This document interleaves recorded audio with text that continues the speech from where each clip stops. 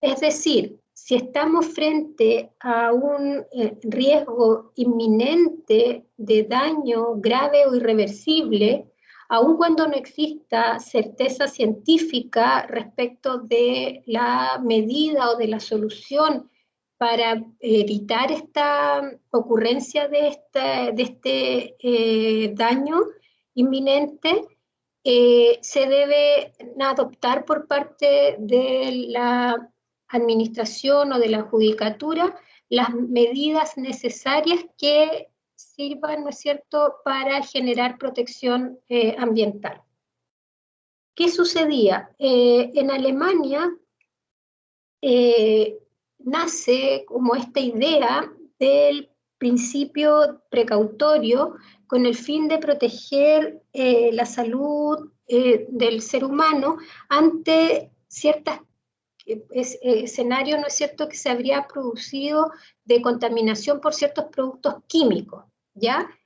Y por lo tanto surge como primera idea, ¿no es cierto?, la justificación, ¿no es cierto?, en torno a que no habría una certeza técnica o científica de que ciertos elementos, ¿no es cierto?, químicos podrían estar provocando contaminación ambiental y que afectaría, ¿no es cierto?, la salud humana. Entonces, antiguamente, dado, ¿no es cierto?, el no tener una certeza, se prefería no generar aplicación de medidas o de sanciones por lo mismo, porque se esperaba que primero se obtuviese una certeza en materia científica. Sin embargo, ya en la escena internacional, en el año 1984, con la primera conferencia de la protección del Mar del Norte, empieza esta idea, ¿no es cierto?, de la protección, aun cuando no tuviésemos certeza científica de que la medida que se adopta es la medida correcta o más eficiente para el objetivo que se pretende cumplir. En el año,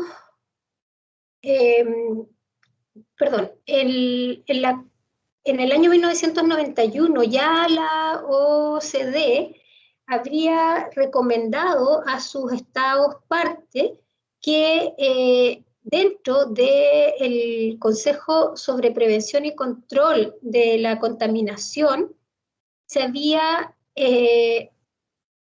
tomado ya esta idea, ¿no es cierto?, de que los estados tendrían que dictar medidas precautorias para efectos de evitar cualquier daño, ya sea a los recursos naturales o a evitar también cualquier daño a los ecosistemas y evidentemente a la salud del individuo.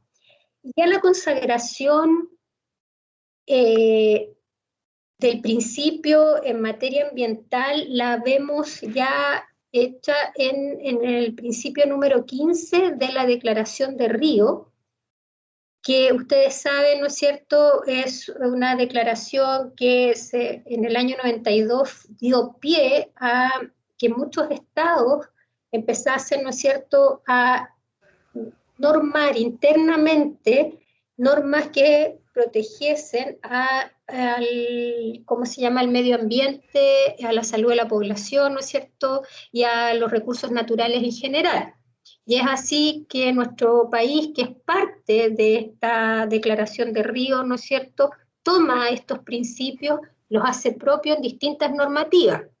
Y es así como en el artículo entonces 15 de esta Convención de Río, también llamada Cumbre de la Tierra, se materializa ya la idea, ¿no es cierto?, del principio precautorio. Básicamente, lo que se pedía en este principio 15 o lo que se estableció en el principio 15 es lo que está en el recuadro en el PPT, en cuanto a que los estados debían aplicar ampliamente, dice, el criterio de precaución conforme a sus capacidades, advirtiendo que cuando haya peligro de daño grave o irreversible, La falta de certeza absoluta no deberá utilizarse como razón para postergar la adopción de medidas eficaces en función de los costos para impedir la degradación del medio ambiente. Entonces aquí se consagra esta idea básica de la precaución, que fue lo que yo les había comentado. Este principio precautorio es de aplicación, yo les diría, si no es en un 100%, muy cercano al 100%, en la mayoría de los fallos y en la jurisprudencia ambiental. El principio precautorio es de los principios rectores, justamente por lo que les comentaba un poco. Hay dos factores que, a mi juicio, influyen en la aplicación de este principio.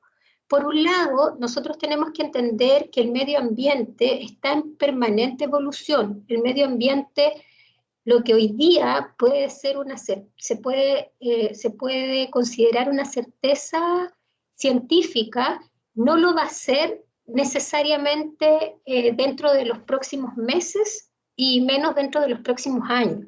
Por eso, porque la ciencia está, ¿no es cierto?, en permanente evolución y lo que hoy día, por ejemplo, puede ser considerado como un mecanismo de prevención, de precaución, posteriormente puede ser incluso revertido totalmente porque se aparecen, ¿no es cierto?, otros datos científicos que aportan información y que efectivamente indican que los mecanismos utilizados, lejos de proteger al medio ambiente, van a causar, ¿no es cierto?, mayor degradación o mayor daño. Por ejemplo, si lo quisiésemos ver, o más que ver, me gustaría que lo pudieran entender con un ejemplo bien práctico, que está en función de la zona donde nosotros actualmente vivimos y está emplazada, ¿no es cierto?, su casa de estudio. Ustedes saben mejor que yo, ¿no es cierto?, que la segunda y tercera región se han caracterizado en nuestro país por ser la principal, donde cuenta, digamos, la principal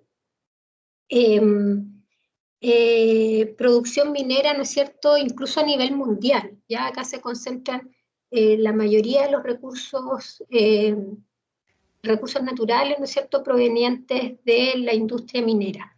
O sea, perdón, que son explotados por la industria minera. Entonces, la minería en nuestro país, ya por lo menos la minería, digamos, a gran escala, por lo menos tiene más de 20 años, ¿no es cierto?, 20, 30 años, ¿no es cierto?, de explotación en nuestro territorio. Y uno de los problemas, no de los problemas, pero una de las formas en que se autorizó la explotación de los recursos naturales, ¿no es cierto?, consistentes en minerales, fue, ¿no es cierto?, la utilización para los procesos mineros de agua, y se le otorgaron, ¿no es cierto?, una serie de derechos acuíferos a los titulares de los proyectos mineros. Pues bien, hace 20 o 30 años, hace 30 años atrás, o incluso más, no existía o por lo menos no fue considerado a cabalidad o no existieron en su oportunidad, probablemente por la tecnología que también estaba desarrollado hasta esos entonces, ¿no es cierto?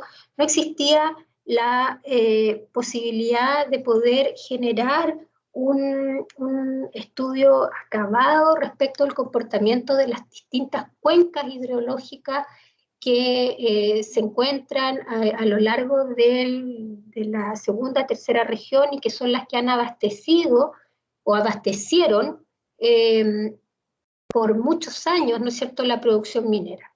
Pues bien, ¿qué es lo que ha sucedido, ¿no es cierto?, a lo largo del tiempo? Hoy día, después de 20 o 30 años de explotación minera, se ha conocido una serie de antecedentes y de hecho se han judicializado una serie de denuncias o demandas por daño ambiental que están asociados justamente a la al que se habría producido, ¿no es cierto?, agotamiento del recurso hídrico de manera importante en las cuencas de la zona norte de nuestro territorio, principalmente por digamos, la explotación de la minería, y ese ha sido como uno de los argumentos. No obstante, durante los últimos años también, otro de las causales de agotamiento también de las cuencas hidrológicas ha sido también la generación de la producción, perdón, del desarrollo de la agricultura en nuestro territorio. Pues bien, si hoy día, ¿no es cierto?, podríamos hablar que hay una causalidad probablemente, no tenemos una certeza, pero probablemente una causalidad entre el agotamiento que se estaría produciendo, ¿no es cierto?, en las cuencas hidrológicas de la zona, eventualmente, ¿no es cierto?, causadas por la explotación de los recursos naturales asociados a la gran minería. Si esta situación se hubiese planteado hace 20 años atrás, donde existiese a lo menos la duda razonable, y se lo queremos llamar de alguna forma, si el tribunal hubiese tenido si hubiese los órganos de la administración o eventualmente los tribunales especializados que pudiesen haber existido, sabemos que no existían en esa oportunidad, ante la duda, el juez, en virtud del principio precautorio, sabiendo que podría provocar daño, no tendría que autorizar, no se tendrían que autorizar eventualmente la explotación de dicho recurso hidrológico, no obstante, ¿no es cierto?, no existir una certeza absoluta de que eventualmente esa realización de actividad productiva fuese la que causa el agotamiento, ¿no es cierto?, del recurso hídrico.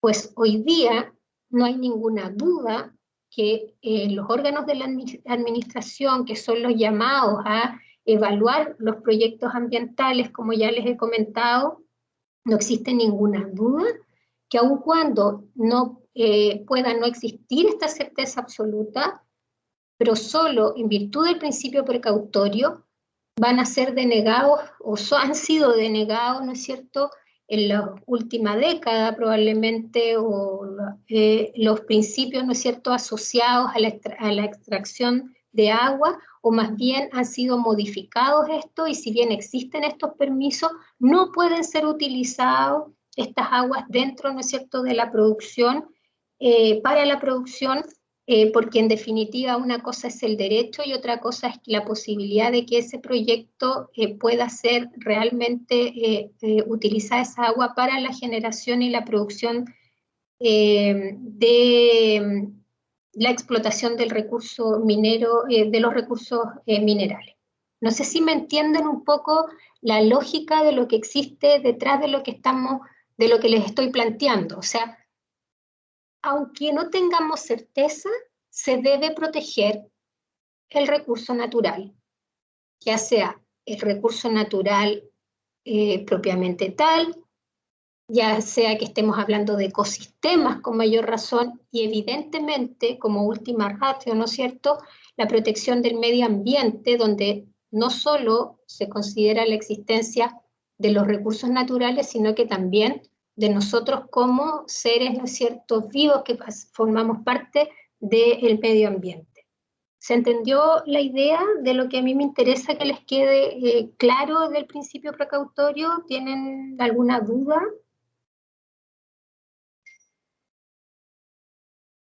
¿No? Seguimos entonces. Perdón, también, o sea, no solo si tienen dudas, si eventualmente quieran hacer algún comentario al respecto de algún punto, de algún principio, relacionarlo con algo, la idea es que también se puedan generar diálogo, conversaciones al respecto, ¿ya?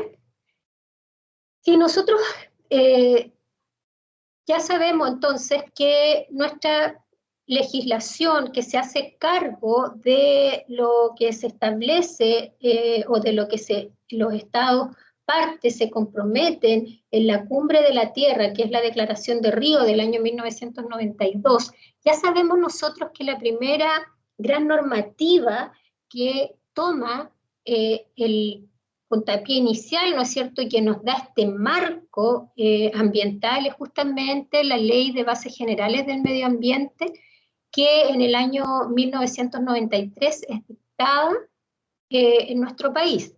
Ahora bien, si bien esta ley toma, ya lo hemos conversado, ¿no es cierto?, en su mensaje o en alguno de sus articulados, algunos de estos principios, la consagración nacional del principio precautorio lo vamos a ver en el artículo, en la ley ya 20.417. Esta normativa, la ley 20.417, y ojo acá, es la segunda normativa, a mi juicio, que debemos considerar como más importante dentro de esta triada que yo les he ido conversando un poco, esta triada institucional de la institucionalidad ambiental. Tenemos entonces, bueno, obviamente como base a todo esto va a estar la Constitución Política de la República del año 80, ¿no es cierto?, en su artículo 19, número 8. Luego vamos a tener esta gran ley, que es la Ley de Bases Generales, ¿no es cierto?, que nos da este marco normativo en materia ambiental. Luego se dicta la Ley 20.417. ¿Y cuál es la importancia de la Ley 20.417? La Ley 20.417 crea básicamente 3 organismos estatales que tienen funciones específicas dentro de la institucionalidad ambiental. El primero de estos, el Ministerio crea el Ministerio del Medio Ambiente, y en materia técnica lo que hace es crear, lo que yo ya les he ido adelantando, la Superintendencia del Medio Ambiente y por otro lado el Servicio de Evaluación Ambiental. El Servicio de Evaluación Ambiental, ¿no es cierto?, es el que va a generar, en términos generales, ¿no es cierto?, es aquel servicio que conoce de la evaluación ambiental de los proyectos que puedan generar, ¿no es cierto?, algún impacto al medio ambiente, ya sea que signifiquen un riesgo o un daño directamente al medio ambiente. Entonces, tienen que ser evaluados y por lo tanto es este servicio técnico especializado el que lo hace. Por otro lado, ¿no es cierto?, tenemos la Superintendencia de Medio Ambiente, que su función principal es la de fiscalizar todos aquellos instrumentos ambientales o los permisos ambientales que se le otorgan a los titulares para poder realizar su actividad. Y tenemos ya directamente el Ministerio de Medio Ambiente, que es quien va a dictar, ¿no es cierto?, todas las políticas de Estado, ¿no es cierto?, de gobierno que van a la normativa, ¿no es cierto?, específica, técnica, que tienen que ser respetadas por los ciudadanos o titulares, ¿no es cierto?, de proyectos. Entonces, esta ley, que podríamos llamar ya que es una ley técnica de creación de estos 3 organismos, que es la ley 20.417, en su artículo 48 podemos ver que es la consagración de este principio precautorio. El artículo 48 está dentro de la regulación del procedimiento que va a realizar la Superintendencia del Medio Ambiente. Se lo voy a decir en términos muy simples.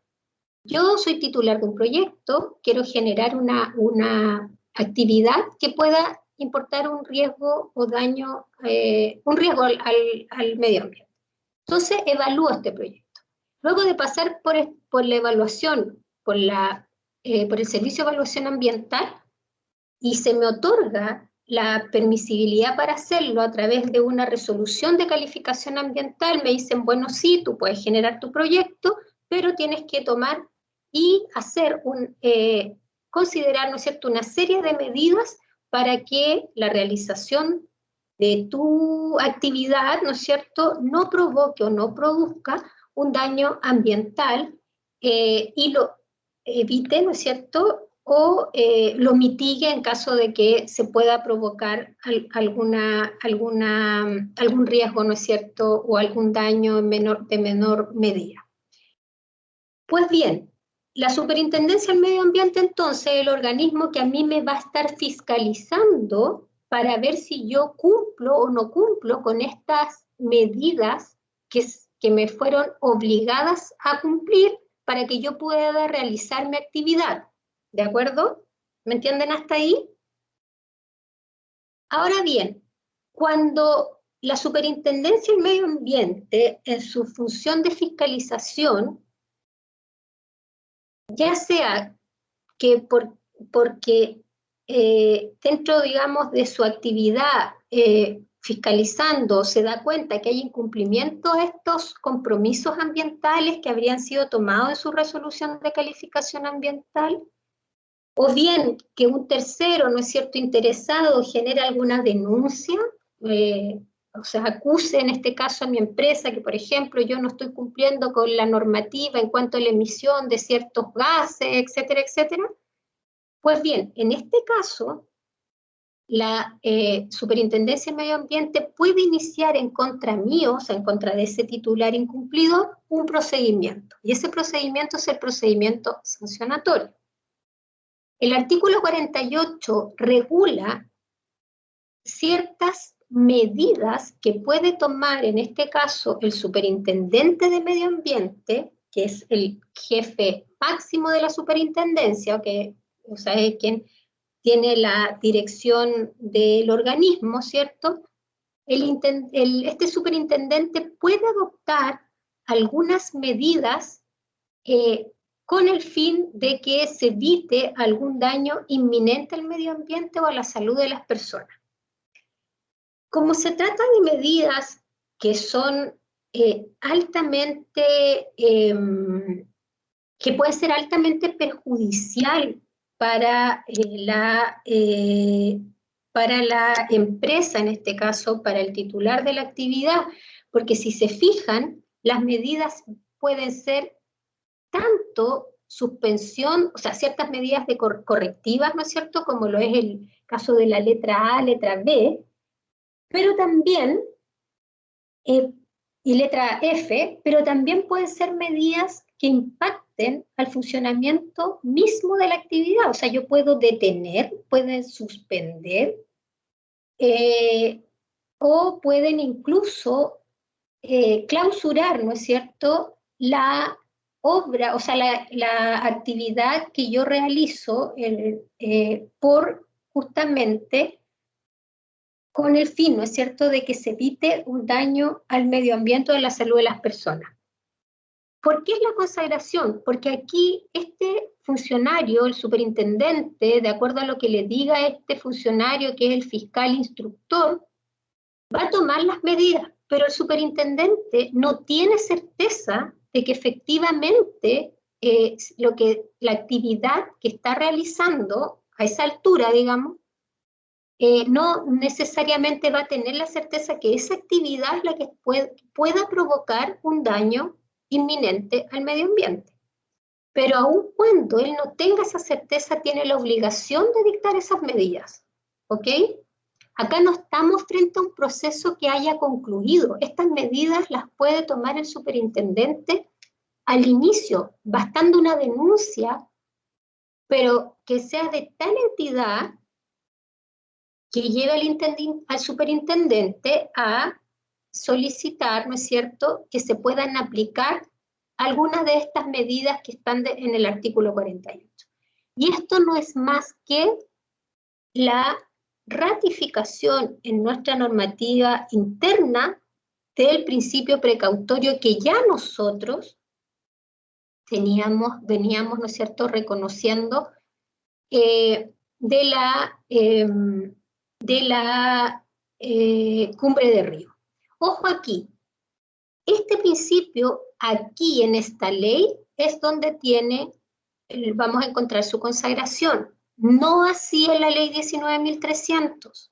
La ley 19.300 tiene en su mensaje la consagración del principio, ¿no es cierto?, preventivo. La ideología de esa ley es absolutamente preventiva.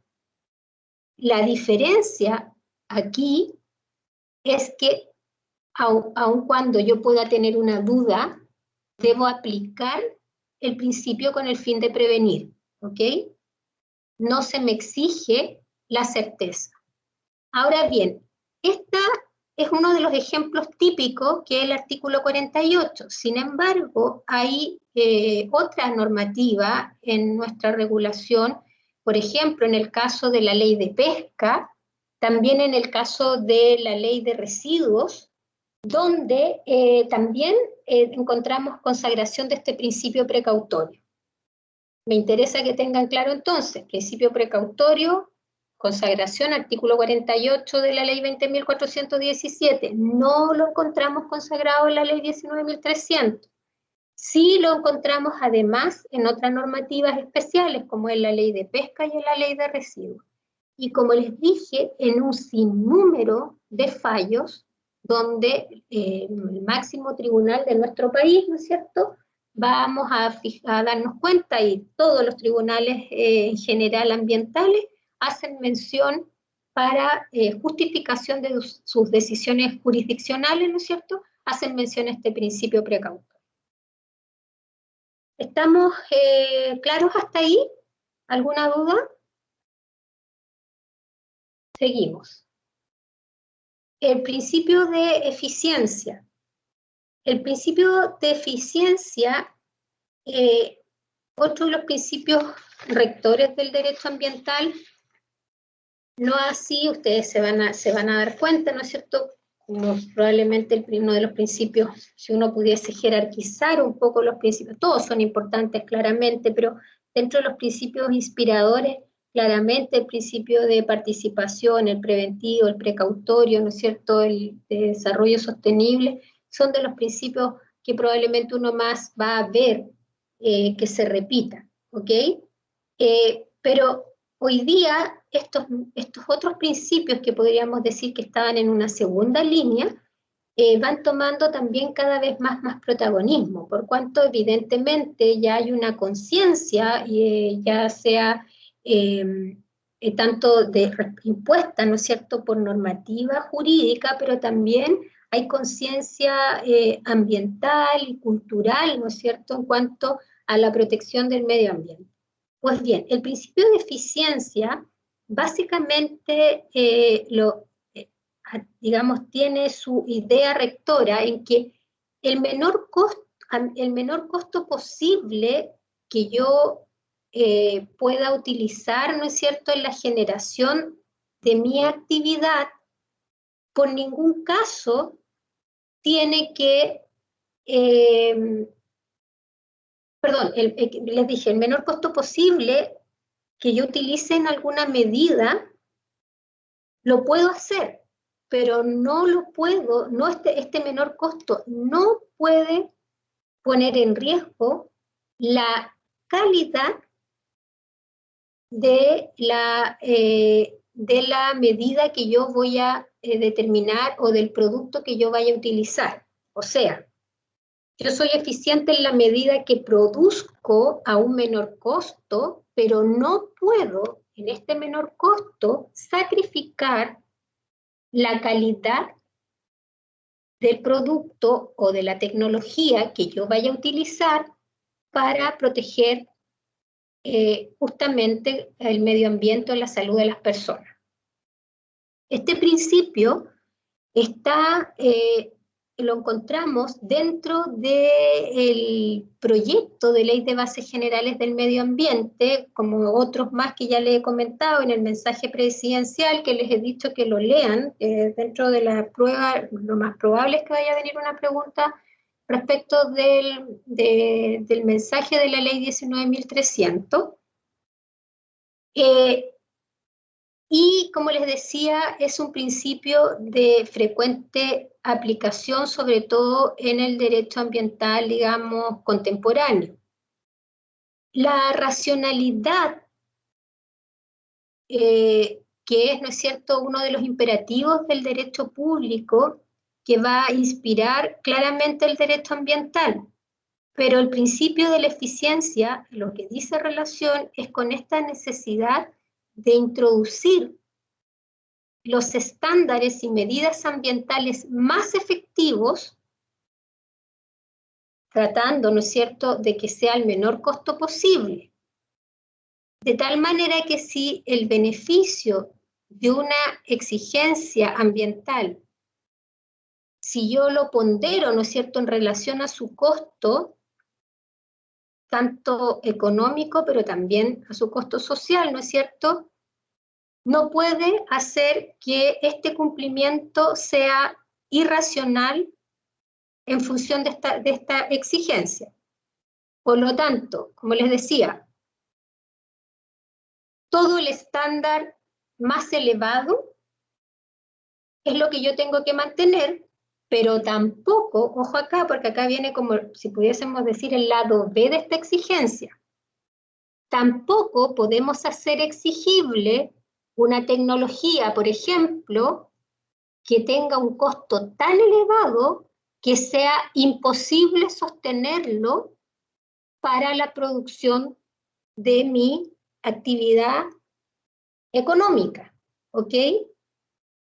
Yo tengo que buscar un equilibrio entre la eficiencia que realiza que mi actividad sea eficiente en el sentido de que genero, ¿no es cierto?, protección medioambiental, puedo reducir costos, no puedo poner, digamos, a merced de una negociación el compromiso, ¿no es cierto?, más que compromiso, la obligación de cumplir, ¿no es cierto?, una normativa ambiental, pero tampoco a mí la normativa ambiental me puede exigir que yo como titular de un proyecto incurra en costos desmedidos para que mi actividad sea eficiente ambientalmente, ¿de acuerdo? O sea, se va a ir exigiendo, porque imagínense, o sea, es imposible, por ejemplo, exigir la misma tecnología a una pyme, ¿no es cierto?, que a una transnacional. Evidentemente no, porque los recursos que tiene la pyme son ilimitadamente menores a los que pueda tener una empresa transnacional, por ejemplo, de generación de vestuario, ¿no es cierto? Lo que cuesta una pyme generar una prenda no tiene ninguna comparación con lo que le cuesta a una multinacional, ¿no es cierto?, la generación de esto. Y por lo tanto, lo que yo le puedo exigir a la empresa que va además, a esta gran empresa que además va a generar mayor costos ambientales, ¿no es cierto?, yo le puedo hacer exigencias ambientales mayores en su producción, pero no lo puedo hacer así, no lo puedo replicar en la pyme. ¿Se entiende?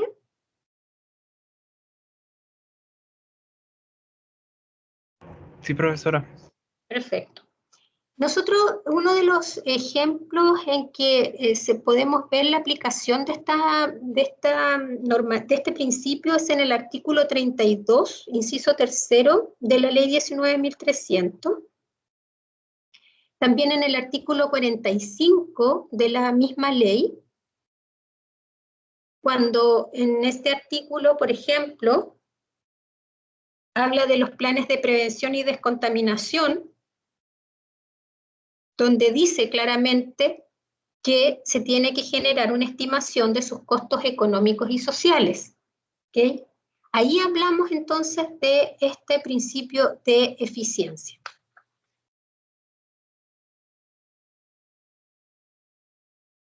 Luego, otro de los principios que está regulado también, o sea, que es de los principios rectores dentro del derecho ambiental, es el principio de gradualidad. Si bien este principio no se encuentra o no lo encontramos muy citado en la doctrina internacional, sí se ha definido como un imperativo en la interpretación de las normas ambientales. También en todo lo que diga relación con la gestión ambiental. En cuanto a que la aplicación de la normativa ambiental y la institucional se tiene que construir justamente en función de este principio. ¿Cuál es la idea? Es un poco lo que hablaba yo recién. Tenemos que el cumplimiento, ¿no es cierto?, de la normativa por parte, para ser aplicable, ¿no es cierto?, perdón, el cumplimiento de la normativa, tanto por parte de los titulares como de los organismos del Estado, claramente tiene que ser cumplida a cabalidad, ¿no es cierto? Sin embargo, la idea que subyace en este principio es que la legislación ambiental, ¿no es cierto?, como ya les decía, al tener que ser eficiente y eficaz, lo que exige es que mi estándar sea permanentemente mejorado. Si bien a mí se me exige gradualmente que yo avance en la generación, digamos, de buenas prácticas para efectos de la producción, ¿no es cierto?, de una producción limpia o de una producción exenta de cargas ambientales, no se me puede exigir de inmediato la implementación de la totalidad de medidas, porque evidentemente eso haría, ¿no es cierto?, que fuese poco eficiente o viable un proyecto. Un poco tomando el mismo ejemplo de la pyme. Yo no puedo exigirle a la pyme de vestuario, ¿no es cierto?, que introduzca cierta tecnología en un plazo determinado que no sea razonable, aun cuando tiene que cumplir, ¿no es cierto?, siempre la normativa, que como puedo exigirle a una empresa, ¿no es cierto?, a una empresa, digamos, más grande. ¿Dónde vemos esto a nivel internacional o cómo se aplica este principio en el derecho internacional y también en los tratados o convenios de los que también ha formado parte el Estado chileno? Aquí, y este está un poco vinculado con otro principio que vamos a ver más adelante, que es el principio de no regresión, pero aquí básicamente lo que nosotros vamos a, aquí lo que, no, parece que el principio de no regresión ya lo vimos, no recuerdo, pero aquí básicamente lo que nosotros tenemos que tener claro es, yo como a los estados, por ejemplo, cuando nosotros como estado nos comprometemos a, dentro de los compromisos ambientales que se asumen internacionalmente, por ejemplo, dentro de los tratados, ¿no es cierto?, nosotros como Estado estamos comprometidos a bajar nuestra, el calentamiento global, ¿no es cierto?, hay que disminuirlo en el mundo. Entonces, todos los estados se han comprometido a ir bajando sus emisiones, porque si no, vamos a llegar a un momento en que la temperatura del mundo no nos va a permitir, no va a ser compatible con la vida humana. Eso ya fue comprometido por los estados. Entonces yo me tengo que ir comprometiendo cada vez más como Estado a ir bajando, ¿no es cierto?, mis emisiones.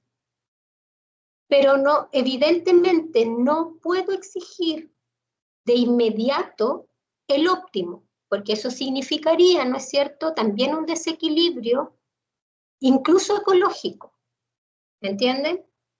Sin dejar de mencionar que evidentemente también sería se produciría un descalabro económico. Entonces, el mejor ejemplo de esto es internacionalmente los compromisos de los estados en este convenio, ¿no es cierto?, a disminuir las emisiones. ¿Cómo? De manera gradual. Las medidas ambientales que se generan en términos generales deben prepararse y establecerse para permanecer estables dentro del ordenamiento jurídico.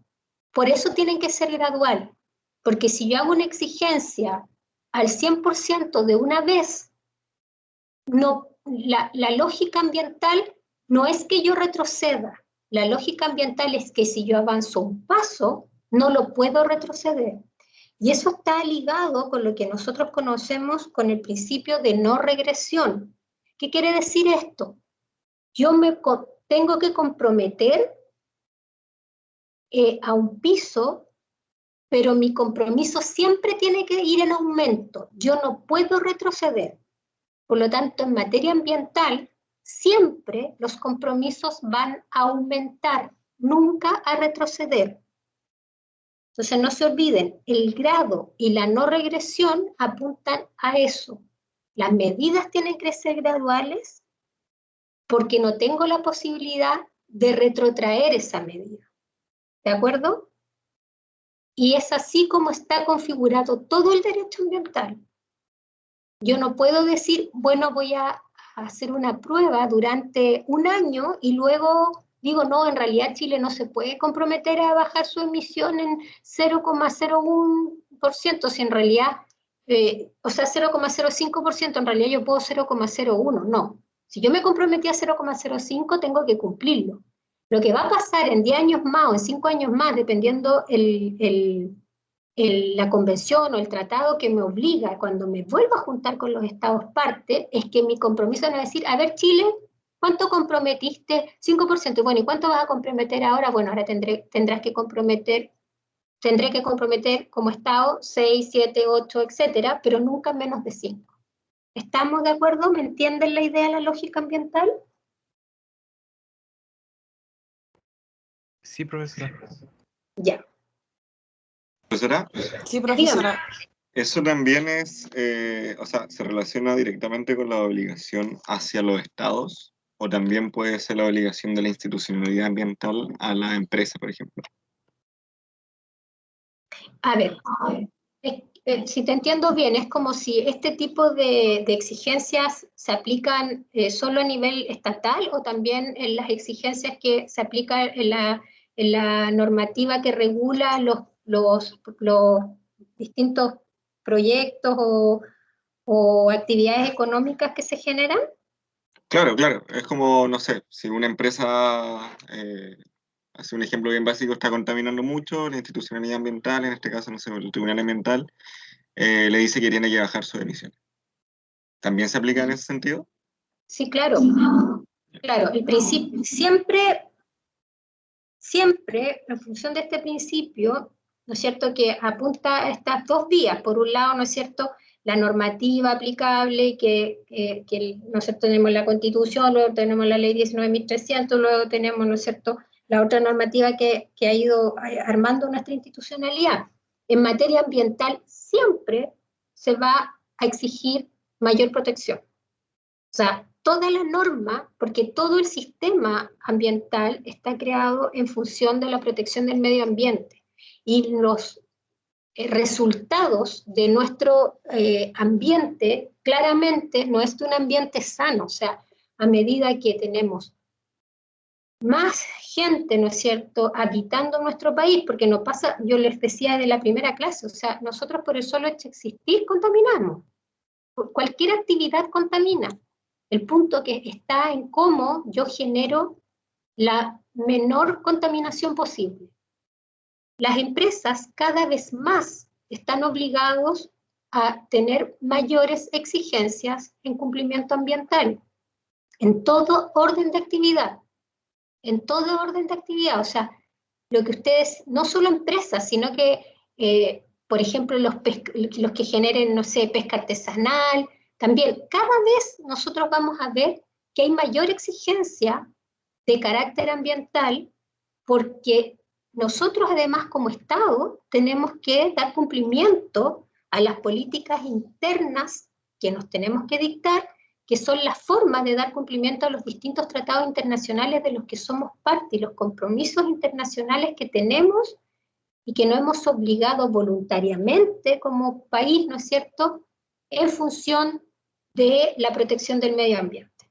Entonces, si yo estoy obligada internacionalmente a través de tratados, con mayor razón mi normativa tiene que reflejar eso.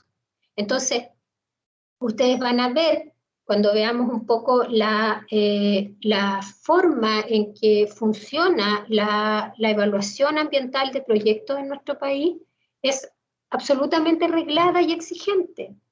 Y cada año, podríamos decir que, o sea, no cada año, cada modificación a este proceso, cada vez la hace más exigente. Dime, Camila. Buenas, profesora. Una consulta. ¿Qué sucede con aquellos tipos de contaminación que no está directamente relacionada con las emisiones de carbono? ¿Por qué lo digo? Porque en Antofagasta tenemos que en la actualidad los índices de cáncer por contaminación, por plomo, por muchas otras cosas, son de los más altos en el mundo. Se espera que cerca de 1 de cada 4 personas en nuestra ciudad fallezca de cáncer. Entonces, ¿cómo funciona el derecho ambiental cuando normativamente se exige mucho, pero materialmente en los tribunales ambientales no se logra mucho en contra de las empresas que siguen contaminando? Mire, aquí todas las opiniones que yo emita acá, claramente las estoy emitiendo en mi calidad de docente, ¿de acuerdo? No en mi calidad de mi trabajo habitual de relator del tribunal. Respondiendo, disculpe, dígame. y si usted desea responder y no quiere ser grabada, podemos detener la grabación en todo caso.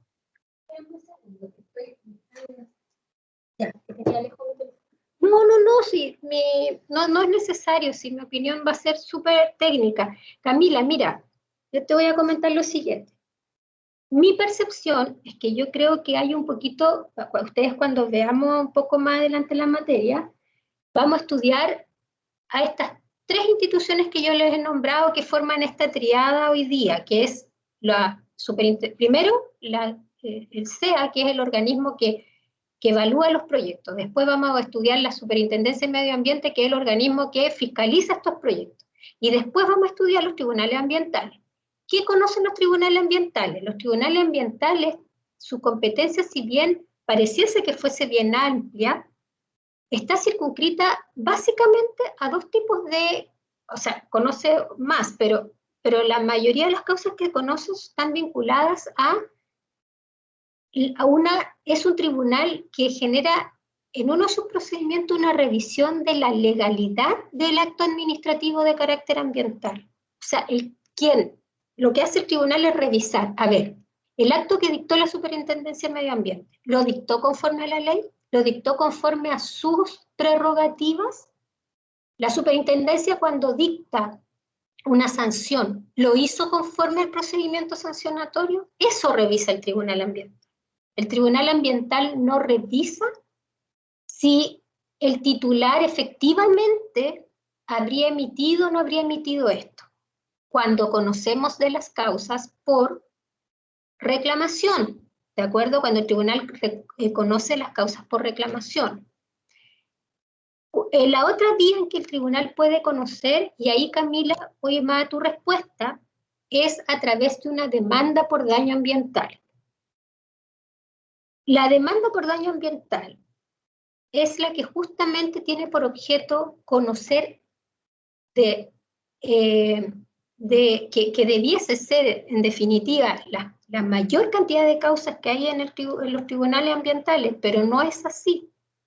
Los tribunales ambientales ven en su mayoría causas de reclamaciones de actos administrativos con carácter ambiental, pero no ven las demandas por daño ambiental, son pocas. Las demandas por daño ambiental justamente lo que pretenden es determinar si aquel daño ambiental se provocó, ¿no es cierto?, por culpa o dolo del actor, y si esa actividad, llámese dolosa o culposa, omitiva que habría realizado este titular de un proyecto, fue la causante del daño que se reclama, ¿de acuerdo? A través de la causalidad.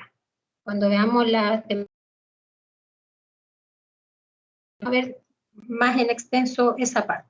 Entonces, yo te contesto un poco, Camila, diciendo lo siguiente. Hay que tener claro cuál es la competencia que tienen los tribunales y cómo llega la acción al tribunal.